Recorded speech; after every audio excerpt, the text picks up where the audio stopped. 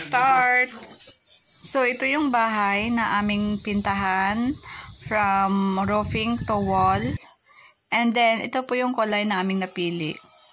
So, ito po ay red. Pagbukas namin, yung kulay niya is hindi naman totally red. Red-orange po. Red-orange yung kulay niya. And then, ito po yung napili namin na kulay sa aming roofing dahil wala lang, maganda kasi ito. And then, yung ladder, gagamitin natin para sakahan sa babaw. Ito po yung ladder. Diyan po tayo, you know.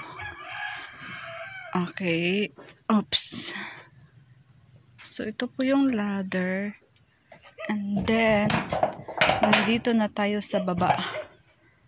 So, yung half po namin na bahay, yung bahay na hindi pa tapos is nakakulay na po yung kanyang roofing.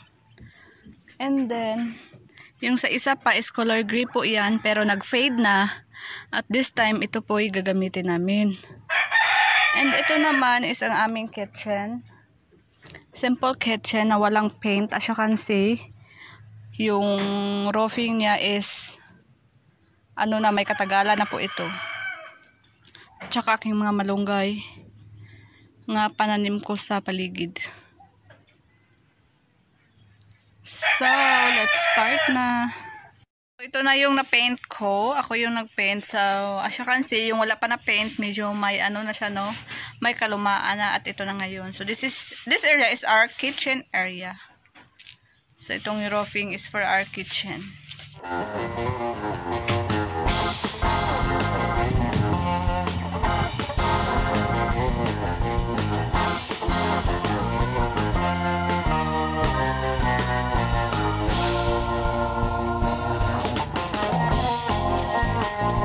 So, ito yung roofing ko. Yes, naka-red color na silang lahat.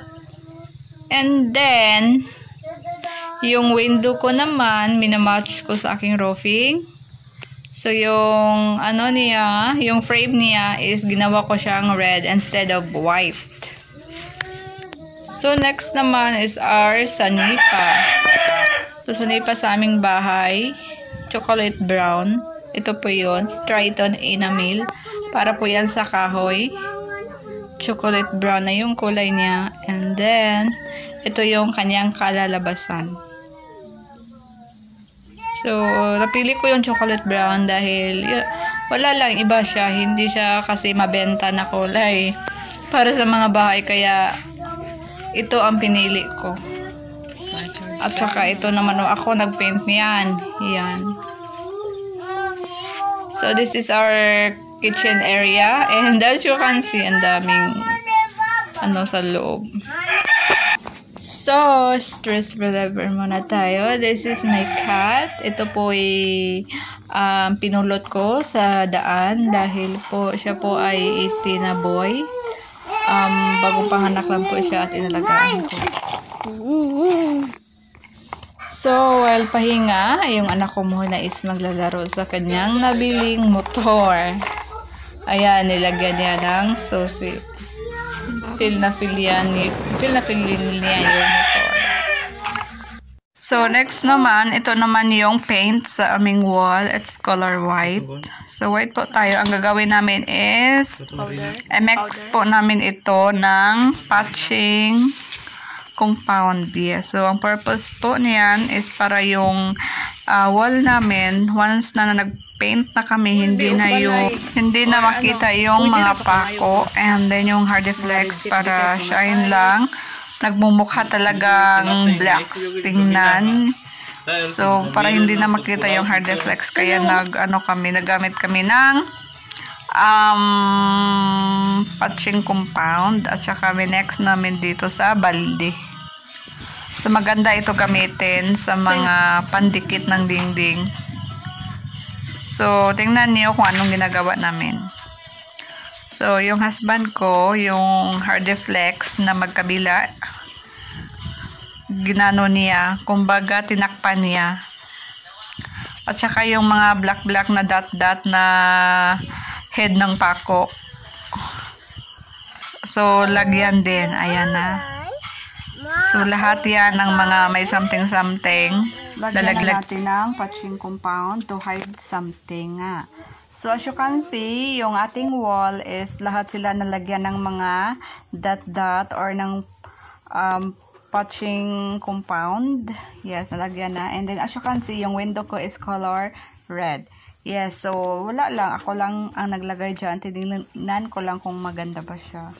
So, pangit naman. Kaya, paulit-ulit ako naglagay ng color or ng pampinta.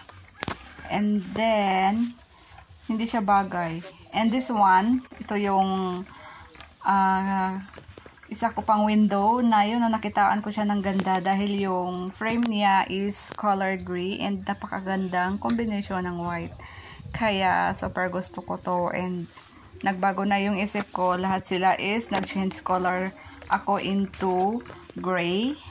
And then, yung wall ko is white color dahil nga light lang. So, hindi masakit sa mata. And ang aking napaka-friendly na color. Especially sa mga tanim. Siya na yung may gawa. Siya na ang nag-paint. And as you can see, so this one yung naman, red na window cover ko or window frame natin is naka-gray na and naka-additional frame mga window ko is meron na silang design for Christmas. Napaka-simple lang. Pero pansin nyo ba yung wall ko is medyo nag-paint na ako ng white. So, ang pangit naman.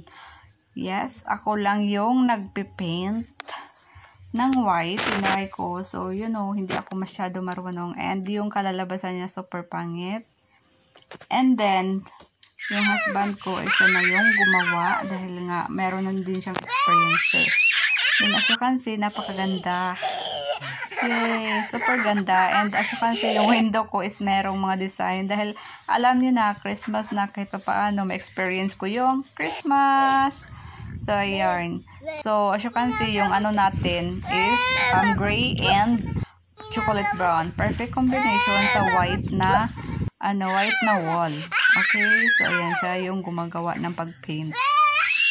So, super kinis and napakaganda tingnan sa mata.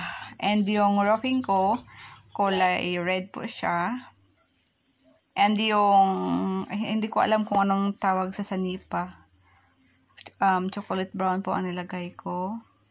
And hindi na, you know, yung mga pako na nakalagay sa wall natin is hindi na masyadong kita. Dahil nga tinakpan na and yung mga side by side ng ating wall, hindi na siya masyadong halata. Dahil nga nakagamit po tayo ng patching compound. So, thanks for watching. Please subscribe.